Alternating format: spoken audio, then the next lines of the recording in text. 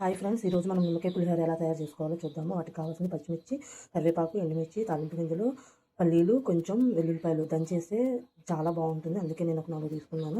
అందులో కొంచెం ఆయిల్ వేసుకున్నాము, కొంచెం ఎక్కువ ఉంచుకున్నాము, చాలా టేస్ట్గా ఉంటుంది.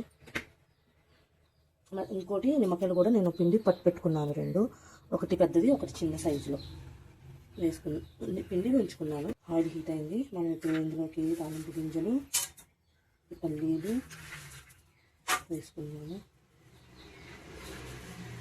నా స్టైల్లో నేను నిమ్మకాయ పులిహోర ఎలా చేస్తున్నానో మీకు చూపిస్తున్నాను.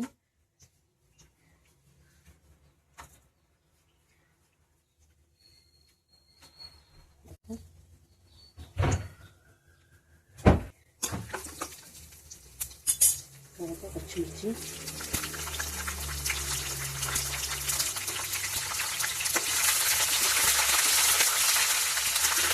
తర్వాత ఇది లాస్ట్లో టమాటో ఇవన్నీ వేసుకొని మంచి కలుపుకొని కొంచెం సాల్ట్ వేద్దాము. కొంచెం సాల్ట్ వేస్తే అది తొందరగా ఫ్రై చేసి అది పులిహోర కూడా బాగా అవుతుంది. మర్చిపోయాను, ఇంగువ కూడా వేసుకోవాలి పులిహోరలో.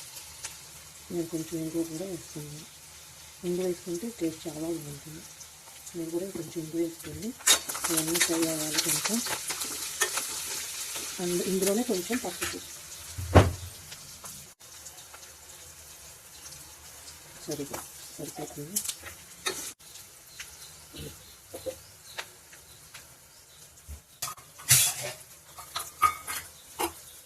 ఇప్పుడు మనం నిమ్మకాయ తీసి ఇప్పుడు వేసుకోవాలి. ఇప్పుడు వేసుకుంటే వగర అంతా పోయి మంచిగా టేస్ట్ బాగుంటుంది. ఇంకొకటి ఏంటంటే ఇప్పుడు మనం నిమ్మకాయ పులుసు పోసేస్తున్నాం. అంటే అందులో ఉన్న వగరు అదంతా పోయి కొంచెం వేసుకున్నాము. దాని తర్వాత కలిపేసి మనం తర్వాత చూస్తున్నాం. ఒక 2 నిమిషాలు అలా ఫ్రై చేసేసి ఇప్పుడు ఇందులో మనం అన్నం వేసేసుకుంటే ఇలా నేను ఇప్పుడు ఇలానే చేస్తాను. మీరు అలా చేయాలనుకుంటే మీరు ఎలా చేస్తారో మాకు కామెంట్ చేయండి. సరే, ఒకసారి ట్రై చేయండి, సరిపోతుంది.